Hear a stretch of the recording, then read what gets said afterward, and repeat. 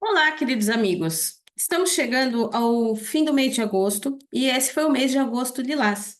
Agosto Lilás é o mês de observar a violência contra a mulher e dar uma ênfase maior para isso, né? Para a lei de proteção à mulher, para os cuidados e um olhar mais dedicado. Eu venho aqui falar sobre o Agosto Lilás, porque a gente também está chegando no Setembro Amarelo. Eu escrevi um livro chamado A Vida por um Fio, e nesse livro eu falo sobre a minha história, que a minha história tem violência doméstica, tem depressão, dependência química e uma questão de atentado contra a própria vida. E são pautas que a gente precisa continuar falando porque tem muitos tabus. Até outro dia na internet eu vi um vídeo de uma moça no TikTok que ela conta a história que ela chegou no hospital e ela havia realmente caído, bateu o olho na cadeira e falou, né, para o pessoal, eu bati o olho na cadeira, caí, bati o olho, tropecei e bati o olho na cadeira. E as pessoas ali ficaram muito desconfiadas do namorado dela. Assim, fizeram várias perguntas e tudo. E no final do vídeo ela fala: Nossa, eu fiquei assustada de perceber, porque eles falaram, né? O namorado falou: Olha, acho que as pessoas estão achando que eu te agredi. E aí ela falou: Imagina, ela falou: Não, acham que eu te agredi. O discurso que eles estão fazendo e a forma como eles estão me olhando. E aí ela perguntou e realmente eles disseram: Olha, a gente tem muitos casos que as mulheres chegam e elas não têm coragem de denunciar. Então, por não terem coragem de denunciar, isso se perpetua por muitas vezes. Poxa, é muito é, pesado isso, né? Bom, a gente passou por isso em casa com o meu pai, que agredia minha mãe. A vida de um jovem, de uma criança que acompanha esse tipo de sofrimento da mãe, ela é muito pesada, porque a gente ama o pai e a mãe. Nós somos 50% nosso pai, 50% nossa mãe. E como é que a gente equaciona isso ao longo da nossa vida? Porque de cara, você olha aquilo e fica, não sabe o que fazer. Óbvio, eu sempre defendi minha mãe, de todas as agressões do meu pai. Futuramente, aí os pais se separam, e só que ainda fica pairando ali uma disputa, uma tristeza. É uma tristeza de quem perdeu para um outro relacionamento, de quem perdeu para os próprios objetivos e para as próprias é, vontades, né? Que, na verdade, minha mãe, óbvio que queria uma família, e quando se casou, não se casou para se separar. E isso afeta a gente de uma forma muito significativa. Você olhar para isso, durante muito tempo, eu julguei meu pai, mas julguei pesado meu pai. Ele estava errado? Sim, muito errado.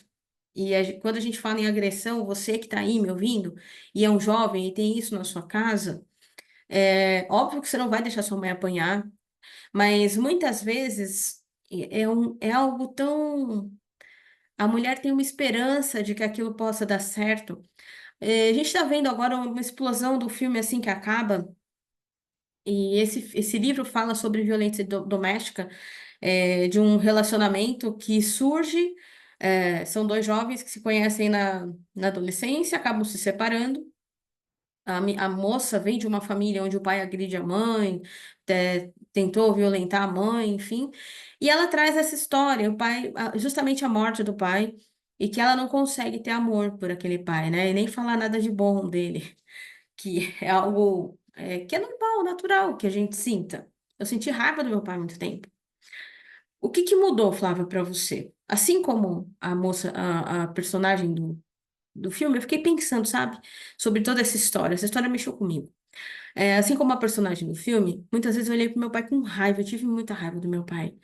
E muita raiva, assim, no sentido hard. Meu pai tinha medo de mim, eu acho, muitas vezes. E eu fui muito dura com meu pai. Bom, meu pai se separou da minha mãe, mas em muitos momentos ele ainda perdoava minha mãe, sabe? Não com violência, mas com coisas sem noção. Meu pai sempre foi etilista, bebia demais. E as pessoas costumam dizer alcoólatra, né? Mas esse termo não é o ideal, sabe? É etilista. Enfim, o que você quiser dizer, você acha que, né? Enfim. Mas a gente pode usar vários termos para definir as coisas. E meu pai era um cara que foi um cara muito violento com a minha mãe, né? Minha mãe passou muitas coisas difíceis. E ela, no velório do pai dela, é diferente do meu velório com o meu pai. Eu não tinha, fiquei traçando um paralelo, sabe? Tanto da minha vida com os meus filhos, como do último dia do meu pai. Como foi o último dia do meu pai, né? Dia vivo que eu falei com ele. Meu pai estava no hospital, nos momentos finais da vida dele. 15 dias antes, meu pai passou por uma internação e eu fui visitá-lo. E eu lembro que era um dia chuvoso. Eu estava indo ali, sempre com muitas. Eu tive muitas dificuldades financeiras, assim, ao longo da minha vida. E eu fui ali, né? Eu não estava de carro, fui de ônibus, e meu pai. E é, pensando, né? Nossa, ficou longe. Mas aí conversei com ele, a gente deu risada. E minha filha falou com ele pela chamada de vídeo. Enfim. E aí voltei para casa. Falei, que bom que eu pude fazer essa visita. Meu pai voltou para casa, 15 dias depois da sua alta, meu pai teve uma piora. Meu pai tinha uma doença crônica do pulmão e ele não conseguia respirar direito, mas ele se enganava com a bombinha e não parou de fumar. Então, eu falava para ele: você está encurtando a sua vida. Mas eu sabia, no momento em que eu tive com meu pai, no último momento dele, eu sabia que era o último momento com meu pai. E os meus filhos tinham um amor pelo meu pai. E eu fiquei pensando, eu superei essa parte porque eu consegui fazer com que os meus filhos tivessem esse amor pelo avô, essa visão tão apaixonada pelo seu avô. Isso para mim foi uma grande vitória nos últimos dias da vida dele. E no último dos últimos, né, que foi minha irmã estava com ele no hospital e eu ali vendo ela agoniada e aí vendo a agonia dos profissionais ali tentando transferi-lo para UTI, meu pai com muita dificuldade de respirar. E eu falei, vai lá tomar um café com seu marido. Ele estava esperando ela lá fora. E eu fiquei com meu pai ali. Ali naqueles momentos eu conversei com ele. Eu não fiquei tirando nada limpo, eu já tinha limpado meu coração de tudo aquilo. Talvez ele nem entendesse. E aí eu ajudei ele, limpei com lencinho umedecido o rosto dele que transpirava demais. Meu pai não conseguia mesmo respirar. E ele comeu um pouco, aí tomou suco, eu derrubei o suco, falei, tá, eu desastrada, não sei o quê, demos risada junto. Eu sei que na hora que eu fui embora, meu pai falou: tchau, filho, eu te amo. Eu falei, pai, eu tô indo e eu te amo também. E ele falou pra mim assim: agora eu vou parar de fumar. Eu falei, vai mesmo, pai, né? Mas eu ali sabia que eu tava me despedindo do meu pai, que talvez não tivesse uma outra chance. E essa sensação de você se despedir de alguém e você perceber que você podia fazer diferente, pra mim foi importante. Então, acompanhei o velório do meu pai, né, vi todas as pessoas que ali estavam por conta dele, e qual a visão das pessoas do meu pai. Sempre é diferente da nossa, que é filho que estava envolvido em toda aquela confusão, mas ao mesmo tempo entendendo que os recursos são limitados. No Amor Exigente eu aprendi isso, que os recursos são limitados. Ele deu o que ele tinha, que ele recebeu, né? Enfim. E fazendo esse paralelo, né, a personagem não conseguiu falar nada bom do pai dela naquele momento. Bom e ruim, para ela mesma, não sei. Já tinha passado, e aí vocês podem me falar, mas nunca. Não sei.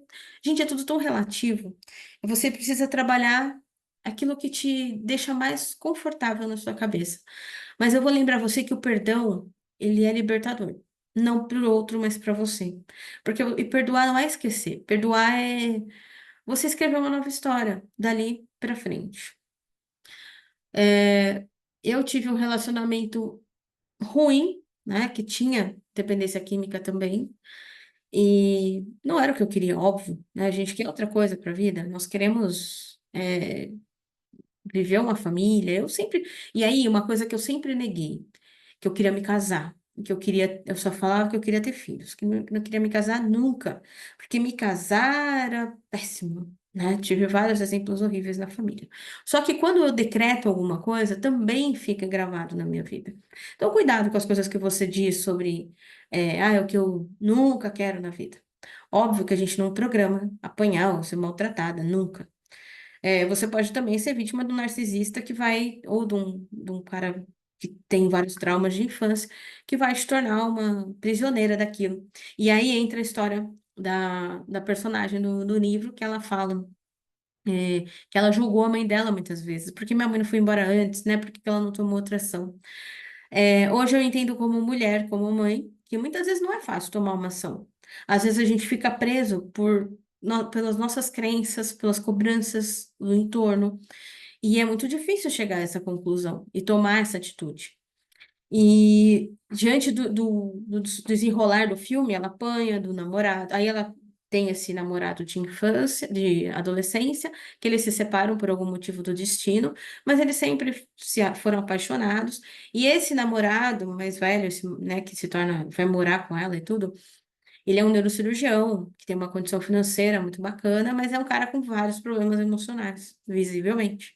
E agride ela várias vezes. No filme eles não mostram todas as agressões, mas é bem pesado no livro, que eu não li também, mas minha filha me relata muito bem tudo isso. A gente conversa muito sobre isso.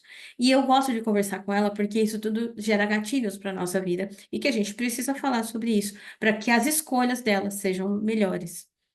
A gente precisa propor conversas novas, horizontes novos, para que a gente possa construir uma história nova.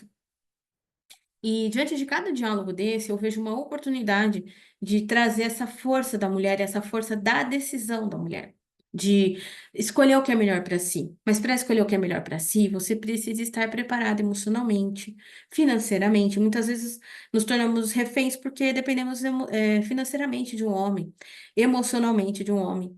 E essas são feridas da infância. Eu sei porque eu olhei para as minhas. A minha ferida da infância me deixou mais bruta. Então, eu assusto os homens. Agora, existem mulheres que ficam reféns dos homens. E eu olhei para minha mãe muitas vezes, sabe? Eu falei, puxa, minha mãe sofreu tanto. Conversando com a minha mãe, sabe? A minha mãe tinha tantos sonhos. Para escrever o meu livro, eu conversei com a minha mãe um tempo, assim, para entender os sonhos dela, o que que ela deixou para trás. E olhar para ela hoje, né, com uma tristeza, porque ela, não eu com tristeza, eu vejo uma tristeza nela. Talvez de coisas que ela nem queira me falar, mas que eu não preciso julgar, né? E mesmo porque a personagem enxergou por que que a mãe dela ficou ali tanto tempo, por que que ela estava refém daquela situação, refém no sentido de quais são as crenças que te seguram ali.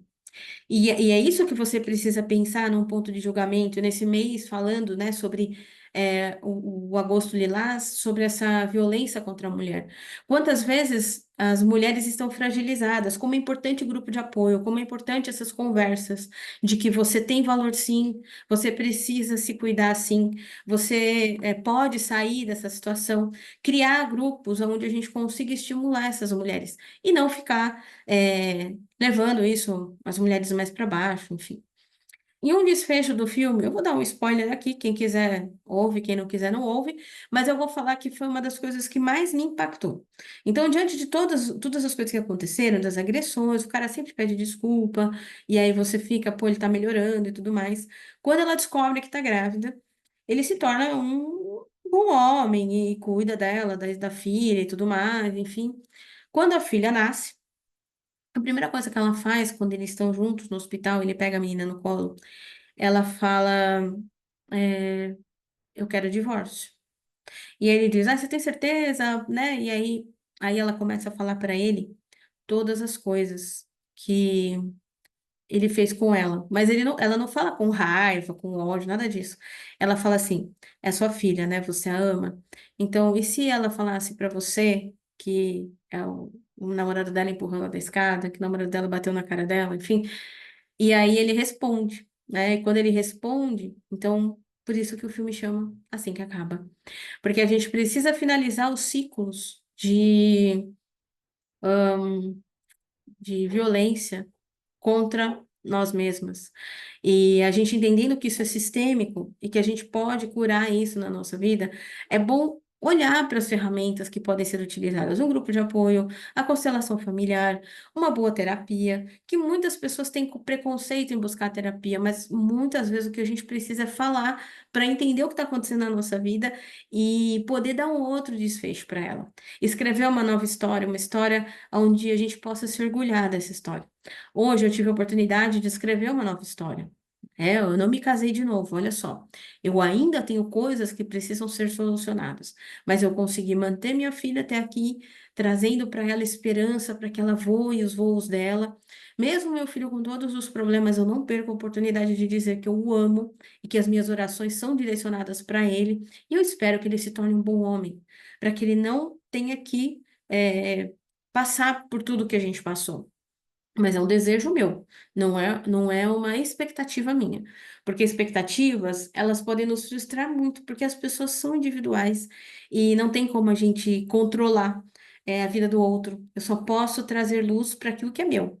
Então, quanto mais claro eu tiver isso e quanto mais preparado eu estiver, então, assim, autoconhecimento é o primeiro ponto. Autoconhecimento, autocuidado, sabe? Cuidar de você, cuidar das coisas que você gosta de fazer. E ter um respeito máximo pela vida de todas as pessoas envolvidas ali. Sair mais do julgamento, sair do controle, sair do controle de querer que tudo saia como você planejou. Quem falou que você tem todas as respostas e que todas as pessoas vão ser felizes com as suas respostas? Bom, tá muito claro aqui, né? Eu não tô conseguindo controlar essa luz direito. É a luz do sol, linda, maravilhosa, um lindo pôr do sol, que eu tô assistindo aqui da janela da minha casa. E eu quero convidar você para participar, né, vir me seguir nos canais aqui do YouTube, do Instagram, do TikTok. Deixe lá suas dúvidas, seus comentários, deixe seus comentários aqui nesse vídeo. Eu vou deixar o link do meu livro, A Vida por um Fio, para que você possa adquirir, se esse for seu desejo, para que você entenda quais foram as ferramentas que eu usei, quais foram as coisas que eu fiz, e eu vou começar com uma série de palestras exatamente sobre esses temas, para que a gente consiga, a gente vê um problema gigante, né, do uso de drogas, consumo exagerado de álcool, enfim, pelos nossos jovens, e quantas famílias estão sofrendo neste momento, e quantas mães estão com medo de pedir ajuda. Entenda que a sua vulnerabilidade, ela faz parte, tá, desse processo. Você se colocar vulnerável num grupo onde você possa receber esse cuidado e esse apoio. Então, eu convido você a procurar um grupo por perto da sua casa. Um grupo de amor exigente é um bom começo. Existem muitos outros, eu não conheço todos os outros, preciso me inteirar mais disso, mas o Amor Exigente é um grupo de auto e mutuajuda que transforma vidas. E lá existem pessoas sofrendo assim como você. Então, eu te convido para buscar as respostas para todas essas questões que você vem enfrentando, olhando para elas. E assistir um filme, ler um livro, trazer uma visão crítica, trazer algumas dores, fazem parte. Só que para isso é legal também a terapia, porque a terapia vai te dar ferramentas para que você lide melhor com tudo isso que está explodindo aí na sua cabeça. Eu tenho a minha mentoria, Seja Líder da Sua Vida, que eu criei essa mentoria exatamente porque, Flávia, mas você é terapeuta? Não, eu não sou terapeuta, mas eu sou uma mãe, fui filha, irmã, mãe e cônjuge de dependente químico. Então, nesse processo, eu aprendi muito. Aprendi com alguns princípios, aprendi com a minha religiosidade, com o budismo, e a me posicionar diante disso e tirar dessas dores grandes aprendizados para transformar e ajudar outras pessoas nesse processo. Então, ser líder da própria vida é tomar para si a liderança. O que faz um líder? Um líder ele não dá ordens. Um líder, ele carrega as pessoas consigo. Tenho como exemplo o Mahatma Gandhi e o Nelson Mandela, que são pessoas, e óbvio que o presidente Queda, da SAP Queda, que foram pessoas que moveram multidões, fazendo com que elas entendessem o seu próprio poder e não impondo coisas a elas, de uma forma amorosa e carinhosa. Tive que trabalhar isso durante muito tempo, tá, gente? Não nasci pronta assim. Mas, com certeza, tudo que eu aprendi nesse processo eu posso te ajudar nessa mentoria de ter a liderança da sua própria vida. Eu te acompanho por um período de 6 meses, onde a gente vai desenvolver o reconhecer, o admitir, o desconstruir, avaliar o que precisa ser feito e ressignificar, né, as dores, os sentimentos, para que você consiga dar esses passos. E aí, de repente, se você se sentir à vontade, já procurar a terapia, outros colegas que possam também te ajudar nesse processo. Mas dar o primeiro passo, às vezes, é trazer luz para o que você precisa mudar. Você, mulher que está sofrendo com violência doméstica, com uma dificuldade de se desvencilhar de um relacionamento difícil, até para você entender até o que você pode fazer e quais são as melhores formas de você agir diante de tudo isso. Tá bom? Então, eu deixo aqui o meu abraço para você, que esse mês está acabando. E eu espero que você tenha até o final. Você ainda tem 90 dias, você ainda tem mais 4 meses, né? Setembro, outubro, novembro e dezembro, para fazer uma mudança na sua vida. Veja bem, começando a mentoria agora, em dezembro, começando em setembro a sua mentoria, você já tem o primeiro passo, que é reconhecer os primeiros passos, né? Reconhecer, admitir, já vamos estar no desconstruir. Porque são 5 passos, Flávia, por que 6 meses? Porque às vezes a gente, em algum passo, precisa ficar um tempinho a mais. Então, eu já deixo 6 meses para que a gente possa desenrolar com você esse processo, com ferramentas, com conversas, com perguntas que podem despertar em você aquilo que você precisa fazer a transformação e olhar para o que precisa mudar. Então, um grande abraço e até o próximo vídeo. Tchau, tchau.